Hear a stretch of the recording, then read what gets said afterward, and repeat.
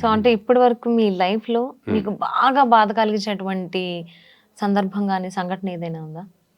బాధ కలిగించిన సంఘటన అంటే నాకు ఒకసారి మాత్రం భలే బాధేసిందండి. హ్మ్. ఎట్లా అంటే, అంటే మనం ఇదే ఇండస్ట్రీని నమ్ముకొనున్నా. కానీ నాకు అకాడమీస్ గూడా ఉండేవన్నమాట. హ్మ్. ఫస్ట్ నుంచే ఓన్లీ ఆహ్, ఫీల్డ్‌నే నమ్ముకుంటే కష్టం, ఇన్‌కమ్ అంత రాదు అని జెప్పేసి వేరే అకాడమీస్ కూడా నడుపుతూ ఉండేవాడిని. కానీ ఆ అకాడమీలో గూడా చాలా చారిటీ ఉండేది నాకు. అంటే ఎవరన్నా వచ్చి నాకు దగ్గర ఫీజు లేదండి, కొంచెం నాకు హెల్ప్ చేయండి అని జెప్పంటే వాళ్ళకి ఫీజుతో సంబంధం లేకుండా వాళ్ళకి చెప్పటం అట్లా చాలా మందికి జేశాను. వాళ్ళ ఇబ్బందులను బట్టి పోతా ఉండేవాడిని. అట్లాంటిది వన్ డే నా నాకు నా పిల్లల ఫీజులు కట్టే విషయంలో నేను కూర్చొని ప్రిన్సిపల్ దగ్గర వెయిట్ చేయటం, వాళ్ళ అంటే వాళ్ళ అపాయింట్మెంట్ కోసం వెయిట్ చేయటం, వాళ్ళని డిస్కౌంట్ అడగటానికి వెయిట్ చేయటం, ఇవి తలుచుకుంటే నాకు చాలా బాధ అనిపించింది. ఏంటి ఇది పరిస్థితి? మనం కరెక్ట్ వేలోనే ఉన్నామా అసలా? ఎందుకు ఇలా జరుగుతుంది? మన పిల్లల గురించి మనం డిస్కౌంట్ అడగాల్సిన పరిస్థితి ఎందుకు వచ్చింది అనే ఆలోచన ఒకటి అప్పుడు నన్ను బాగా బాధేసిందండి. ఓకే. అంటే చాలామంది ఏమనుకుంటారంటే ఇండస్ట్రీలో ఉన్నవాళ్ళు కదా, వాళ్ళ దగ్గర ఫుల్ మనీ ఉంటుంది, ఎలా పడితే అలా జల్సాగా బతుకుతుంటారు, అట్లా ఇట్లా అనుకుంటారు. అలా ఏమి ఉండదండి. ఒక్కొక్కసారి కారులో తిరిగినా కాఫీ తాగటానికి కూడా డబ్బులు ఉన్న పరిస్థితి ఉంటుంది. కారులో తిరుగుతూ కూడా కాఫీ తాగటానికి కూడా డబ్బులు ఉండవు చేతిలో. అట్లాంటి సిచ్యువేషన్స్ కూడా చూసా. జేబులో ఒక్కొక్కరు వస్తారు, ఇబ్బంది ఉంది నాకు, ఏమన్నా కొంచెం మనీ అడ్జస్ట్ చేయవా అని వస్తారు. నా దగ్గర లేకపోతే నేను అప్పు తీసుకొని వేరే వాళ్ళ దగ్గర లేదా గోల్డ్ పెట్టి కూడా నేను సాయం చేసిన రోజులు ఉన్నాయి. ఇదిగో ఇస్తా, అదిగో ఇస్తానని చెప్పేసి అడుగుతారు. అవును. మనం మంచితనానికి పోయి గోల్డ్ పెట్టి మరీ నేను డబ్బులు తీసుకొచ్చి ఆ డబ్బులు వాళ్ళకి హెల్ప్ చేసి, వాడు ఒక వారంలో ఇస్తాడు కదా, లేకపోతే ఒక నెలలో ఇస్తాడు కదా అని చెప్పేసి అనుకుంటే, తీసుకున్నాడు అటు నుంచి అటే, మళ్ళీ కాంటాక్ట్లో కూడా ఉండడు. భలే విచిత్రంగా ఉంటుంది నాకు అసలు. అట్లా ఎట్లా ఇదవుతారో నాకు ఇప్పుడు కూడా అదొక కళేమో కదా. అదొక కళే. అది దట్స్ యాక్టింగ్ స్కిల్, అది అందరికీ రాదు. దాస్ గారు అయితే నన్ను ఇప్పుడు కూడా తిడతా ఉంటారు. ఇప్పుడు కూడా నన్ను రోజు డబ్బులు అడిగే వాళ్ళు ఉంటారు. అంటే కొంచెం హెల్ప్ చేయవా అని అంటే, నేను వాళ్ళకి నా దగ్గర ఉన్న మనీలో నుంచే ఎక్కువ పార్ట్ వాళ్ళకే వేసిన రోజులు కూడా ఉన్నాయి. నువ్వు ఏం పిచ్చాడు వినోద్, నువ్వు ఇట్లా చేస్తావు అది ఇది అని అనేవాడు. అయినా కానీ అది ఆగదు, అది మహాయజ్ఞం. అంటే స్వభావం సిద్ధంగా ఉంటది కదండి. అవును, అది ఆబ్వియస్లీ ఇన్నర్ గా మన క్యారెక్టర్ మనం లాస్ చేసుకోలేము. అవును. అంటే మీ ప్రాపర్ ఎక్కడ, అసలు మీ పుట్టిన ఊరేది? గుంటూరు అండి, గుంటూరు జిల్లా చిలకలూరుపేట దగ్గర నాగభైరవారిపాలెం అనే ఒక స్మాల్ విలేజ్. ఓకే. సరైన బస్ ఫెసిలిటీ కూడా ఉండదు మాకు. ఇప్పటికీ లేదా? ఇప్పటికి కూడా మా ఊరికి బస్సు రాదు. మా ఊరు కొంచెం పక్కకు ఉంటుంది, రోడ్లో పక్కకి బస్సు రాదు. పల్లెటూరు. కానీ మా ఊరు మాత్రం కళాకారులకి పుట్టినిల్లు. అంటే కళాకారులు, కళాభిమానులు, కళా పోషకులు ఎక్కువ మంది ఉంటారు. కాకతీయ కళా పరిషత్ అని ఒక మంచి జాతీయ స్థాయి నాటక పోటీలు జరిగాయి అన్నమాట మన దగ్గర. ఓకే.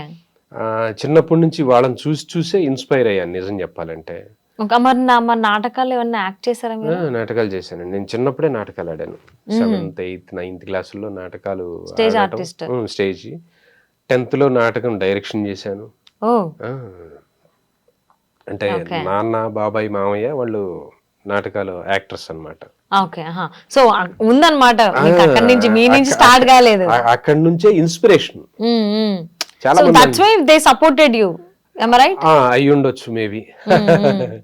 కాకపోతే ఆపింది కూడా వాళ్ళే. నేను ఎర్లీ స్టేజ్లోనే వద్దామని చెప్పేసి అంటే, ఇప్పుడు వద్దు, ఇప్పుడు వెళ్తే నీకు అక్కడ నిలదొక్కోలేవు, ప్లస్ నీకు ఇంకా పెళ్లి కూడా కాదు అన్నారు. పెళ్లి కూడా కాదు అంటే సరే అని చెప్పేసి ఆగి పెళ్లి అయిందాక ఆగి అప్పుడు స్టార్ట్ చేసి. అంటే దే నో కదా అప్ అండ్ డౌన్స్ ఏంటి అనేది యాజ్ అన్ యాక్టర్. అవునండి, తెలుసు. వాళ్ళు చెప్పారు నాకు, ఏమంటే మన ఏరియాలోనే అసలు ఎవరు సినిమా ఇండస్ట్రీలోకి వెళ్ళి సక్సెస్ అయిన వాళ్ళు లేరు, ఎందుకురా నీకు అని చెప్పంటే, కాదు ఆ ఊరు నుంచి వాళ్ళు వెళ్ళారు, ఈ ఊరు నుంచి వీళ్ళు వెళ్ళారని అట్లా ఏదో చెప్పుకుంటూ వచ్చేవాడిని అనమాట. చిన్న క్యారెక్టర్లు ఏవో చేస్తూ వాళ్ళు ఉండేవాళ్ళు. అయితే ఏం లేదు, వాళ్ళకి సక్సెస్ లేదు, ఇబ్బంది పడుతున్నారు అది ఇది అనేవాళ్ళు. అయినా మనకి ఇంట్రెస్ట్, చిన్నగా దూకేసాం రంగంలోకి అంతే. ఇండస్ట్రీ మీకు చేదు అనుభవాలు ఇచ్చిందా లేకపోతే మంచి అనుభవాలు ఇచ్చిందా అంటే ఏం చెప్తారు? ఇండస్ట్రీ అంటే ఇష్టంతో వచ్చాను కాబట్టి నాకేం చేదు లేదండి. హ్యాపీయే, అంటే ఉన్నంతలో నేను బాగున్నట్టే. అంటే ఈ మాత్రం కూడా లేకుండా ఇబ్బంది పడుతున్న వాళ్ళు చాలా మంది ఉన్నారు. సెమీ సక్సెస్ఫుల్ అనుకుంటాను నేను. నేను నేను పడే కష్టానికి తగిన క్యారెక్టర్ ఇంకా పడలేదు, నా నా కెపాసిటీకి తగ్గ క్యారెక్టర్ ఇంకా రాలేదు అనుకుంటున్నా. అంటే మీకు ఏ కైండ్ ఆఫ్ క్యారెక్టర్స్ చేయడం అంటే ఇంట్రెస్ట్ బాగా? చెప్తే నవ్వుతారేమో, దశావతారంలో కమల్ హాసన్ గారు చేశారు, 10 క్యారెక్టర్లు చేశారు. అట్లా నాకు కూడా 10 క్యారెక్టర్లు చేయాలని ఉంటుంది, ఒకే సినిమాలో 10 క్యారెక్టర్లు చేయాలన్న తపన ఉంటుంది.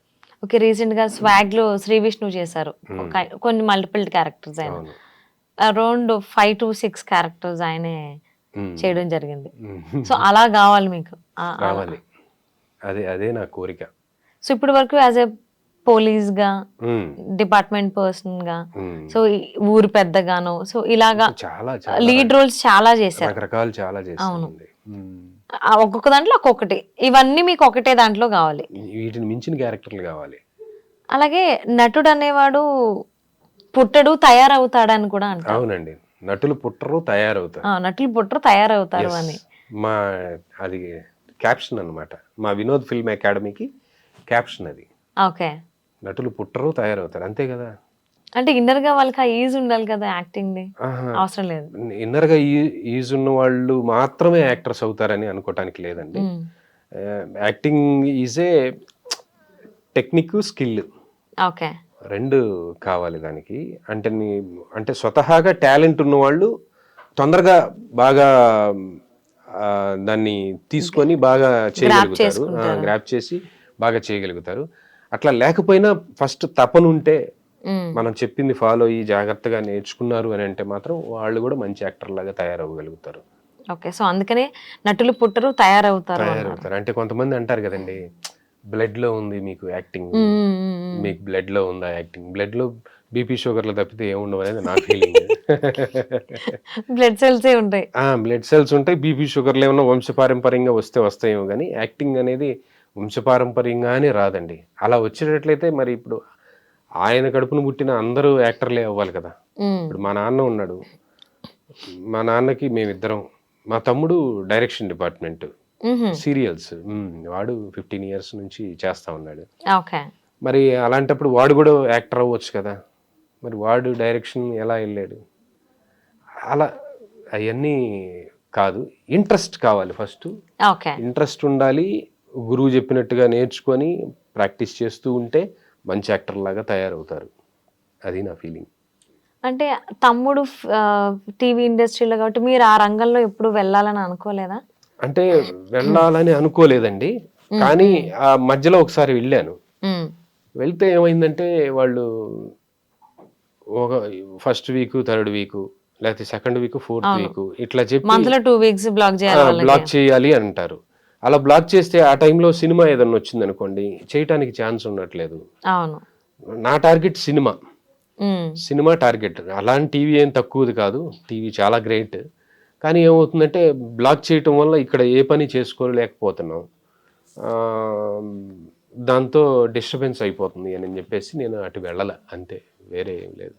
అంటే మీ తమ్ముడు కూడా డైరెక్షన్ డిపార్ట్మెంట్ లో ఉన్నారు కాబట్టి మీరు రాబోయేటువంటి రోజులు ఏమన్నా డైరెక్షన్ వైజ్ వెళ్ళేటువంటి అవకాశాలు, ఆలోచన ఏమన్నా ఉందా? డైరెక్షన్ చేయాలన్నా కానీ చాలా కెపాసిటీ ఉండాలండి, బ్రెయిన్ మనకంత లేదు. యాక్టింగ్ చేయటం హాయ్. ఓకే, అంటే నటుడు పుట్టడు తయారవుతాడు కాబట్టి నటుడికి ఉండాల్సినటువంటి క్వాలిటీస్ ఏమిటి అంటే ఏం చెప్తారు? నటులకు ఉండాల్సిన క్వాలిటీ ఫస్ట్ డిసిప్లిన్ కావాలండి. డిసిప్లిన్ అనేది చాలా ఇంపార్టెంట్. ఆ డిసిప్లిన్ ఉంటే ఆటోమేటిక్గా టాలెంట్ కొంచెం తక్కువ అటు ఇటు ఉన్నా సరే వాడు స్టాండర్డ్గా కష్టపడుతూ ఉంటే కనుక డెఫినెట్గా ఒక రోజు అంటూ వస్తుంది అనేది నేను నమ్ముతాను.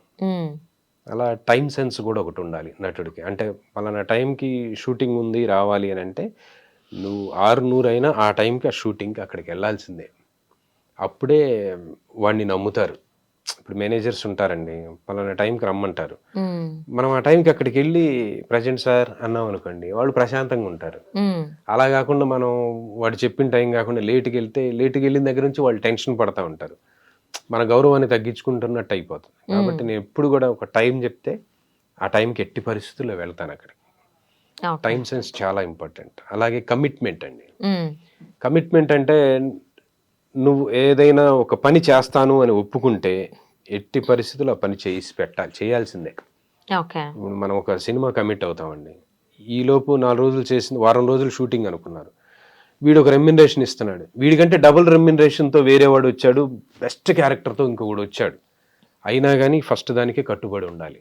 ఉమ్. అలా మధ్యలో స్కిప్ చేసి వెళ్ళిపోవటం అట్లా చేయకూడదు. అది కరెక్ట్ కాదనేది నా ఫీలింగ్.